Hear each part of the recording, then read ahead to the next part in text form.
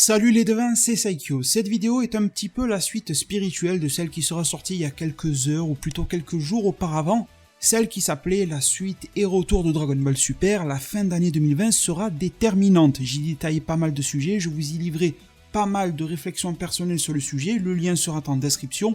Et cette vidéo fait aussi office de suite spirituelle, voire presque de remake d'une partie du live qu'on a pu faire sur la suite de DBS, sur son avenir avec l'ami Kaiwai de la chaîne Dragon Collection.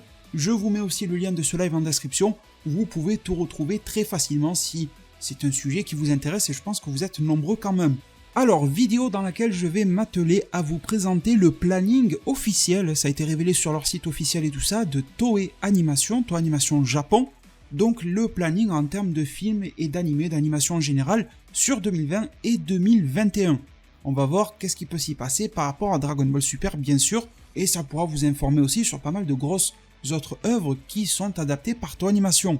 Toei Animation, comme son nom l'indique, étant la société qui produit pas mal d'animés au Japon, en particulier One Piece, Dragon Ball Super, Sailor Moon, Digimon et j'en passe. En plus, ça tombe très bien parce que ce sont des informations qui sont publiques, qui sont disponibles pour tout le monde, facilement, gratuitement et tout ça.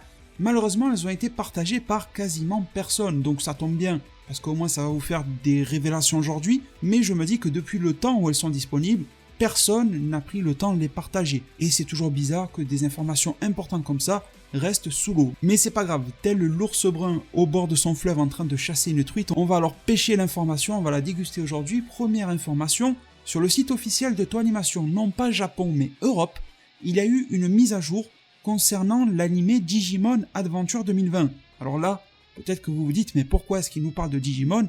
On s'en tape, on veut Dragon Ball. Eh bien parce que c'est intimement lié.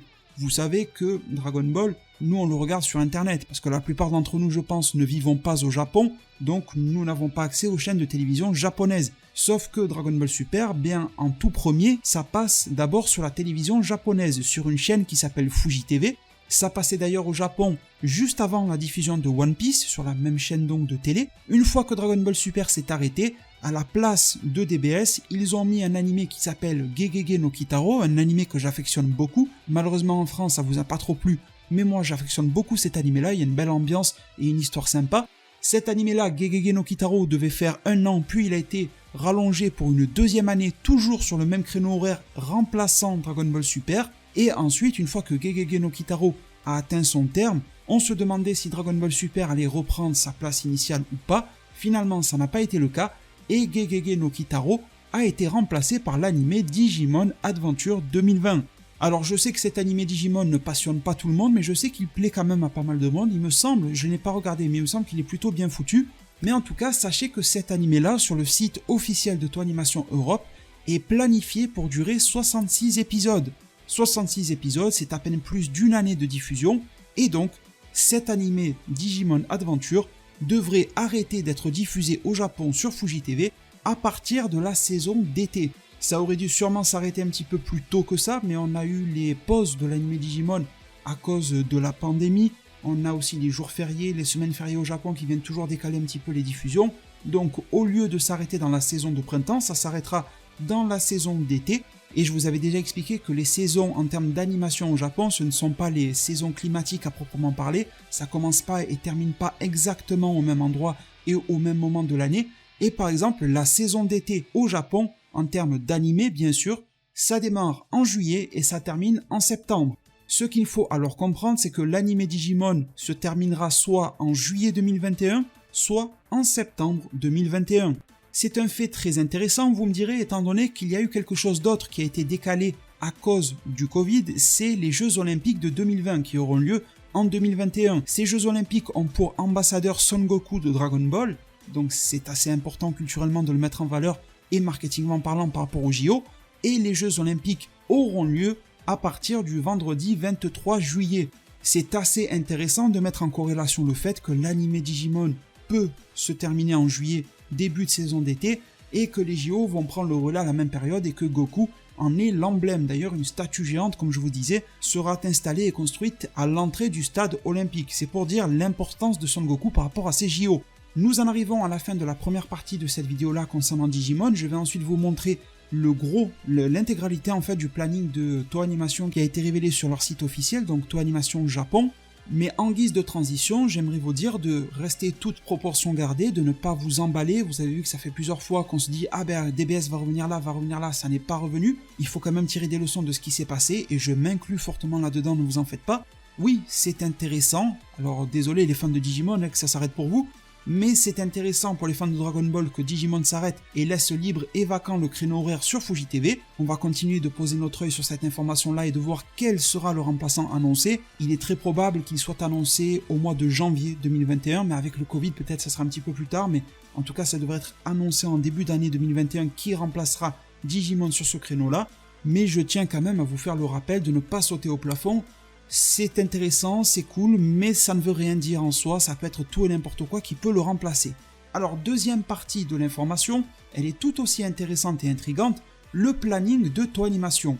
On y voit donc les années 2020-2021, vous le voyez en haut, et vous voyez que c'est séparé en deux lignes. C'est un petit peu bizarre, alors c'est très simple, il n'y a pas besoin de tout lire et tout ça, franchement vous allez voir, le graphique est très coloré, ça pète aux yeux, on ne sait pas trop donner de la tête, mais en réalité c'est super simple.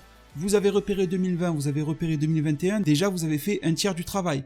La première ligne avec des animés comme Survival, comme Fushigi Dagashiya, comme Tokyo 7, comme The Journey, comme Kaiju et comme The Monkey Prince, eh bien ce sont des séries animées et des films qui sont des nouveaux titres de chez Toei Animation. Ils appellent ça des challenges, ce sont donc des produits animés qu'ils lancent sur le marché pour la première fois et ils vont voir si ça marche ou pas. Ils ne savent pas si ça va leur rapporter assez pour pouvoir continuer et les renouveler ensuite. Ils n'ont peu ou pas d'historique dans le passé par rapport à ces licences-là, et ils ne savent pas alors qu'est-ce qu'ils vont en faire dans le futur.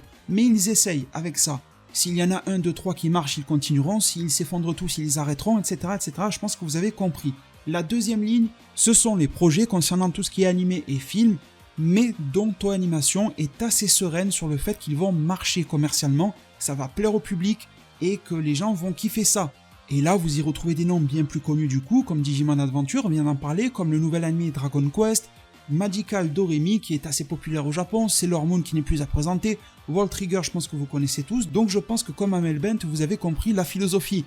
Mais au lieu de dire des conneries, en bas à droite, on a un carré rouge, et en fait c'est lui le plus important pour nous, pour les fans de Dragon Ball, pour les fans de One Piece par exemple. Pourquoi ? Parce que ce carré rouge, ou plutôt ce rectangle rouge, nous indique qu'il représente à lui tout seul les nouveaux projets, les nouveaux travaux sur les titres leaders de chez Toei Animation. Et on remarquera également que ce carré rouge a été placé en bout de course vers limite fin 2021. Donc on sait que ça va sortir relativement tard, mi-2021, fin 2021, quelque chose comme ça, en gros à une date indéterminée, mais que Toei Animation travaille dessus. Et qu'est-ce que ça veut dire ? Ça veut dire que là, ce que nous voyons là, Digimon, Dragon Quest, Magical Doremi, Sailor Moon, World Trigger, ce sont des licences qui marchent bien, ils en sont assurés, mais ce n'est pas pour le moment des licences qui fracassent les records. Ce ne sont pas eux les énormissimes vaches à lait. La ligne supérieure, c'était les nouveaux produits, donc on va dire que les espoirs par rapport à cela sont assez bas, même s'ils ont dû s'investir dedans. Celle d'en bas, de Digimon jusqu'à World Trigger, c'est les licences entre guillemets moyennes, même si elles rapportent beaucoup de pognon, mais c'est les moyennes. Et tout le rectangle rouge, c'est les monstres. Et vous allez me dire, mais ces monstres, comment on fait pour savoir qu'est-ce qu'il y a à l'intérieur ? Eh bien c'est très simple. Regardez, je vous ai mis en corrélation ce planning à gauche de Toei Animation et à droite les résultats financiers de Toei Animation, les tout derniers en date, sur le premier trimestre de l'année fiscale 2021. Parce que oui, l'année fiscale de Toei Animation commence en 2020, ça on s'en tape. Mais en tout cas, pour faire simple, regardez les diagrammes, les camemberts, les gâteaux là qui à droite, les cercles, vous y verrez que Dragon Ball y prend une part énormissime. Vous y verrez que pas trop loin, un peu plus en recul quand même, on a énormément de One Piece. Et après, on peut y voir des trucs comme Pretty Cure, du Senseiya, on peut y voir à l'étranger, et non pas au Japon, du Digimon, on peut y voir du Slam Dunk, on peut y voir des licences intéressantes comme ça qui ne figurent pas sur la ligne du bas, hormis Digimon, parce que ça c'est pour l'étranger, mais sur le tableau du haut, donc le domestique, c'est le Japon, et on voit que Digimon n'y est pas. Donc Digimon a bel et bien sa place au niveau des licences moyennes. Dragon Quest n'en fait pas partie parce que en ce moment ce n'est pas en production, donc ça ne rapporte pas en soi, mais Toei Animation estime que ça va rapporter parce que c'est une licence forte dans le jeu vidéo et tout ça. C'était une licence forte à l'époque dans l'animation, mais ça fait un moment que c'était éteint. Et donc celles qui sont actives et qui rapportent gros, c'est Dragon Ball, c'est One Piece, c'est Pretty Cure, c'est Senseiya. Et ce sont celles-là alors que je viens de citer qui font partie du rectangle rouge. les nouveaux travaux de Toei Animation qui sont en cours sur les titres leaders, cette fameuse case qui est située donc vers la fin de 2021. Alors malheureusement, on ne sait pas exactement quand ça sortira en 2021, ça peut être du placement pour les mettre ici parce que eux-mêmes Toei Animation ne savent pas trop quand ça va sortir, on se rappelle encore qu'il y a le Covid qui chamboule tout, et également, on ne sait pas exactement lesquels des titres leaders sont en cours de travaux à l'intérieur de cette case rouge. Est-ce que c'est tous les titres leaders? Est-ce que c'est certains? On ne peut pas le savoir. Est-ce qu'ils sont en train de travailler uniquement sur One Piece et Senseiya? Est-ce qu'ils travaillent sur du DB et du Pretty Cure? Est-ce qu'ils travaillent sur tout? DB, One Piece, Pretty Cure, Senseiya? Voilà, ça c'est la grande question, mais c'est quand même relativement rassurant, je trouve. Je ne sais pas ce que vous en pensez, vous me direz en zone de commentaires.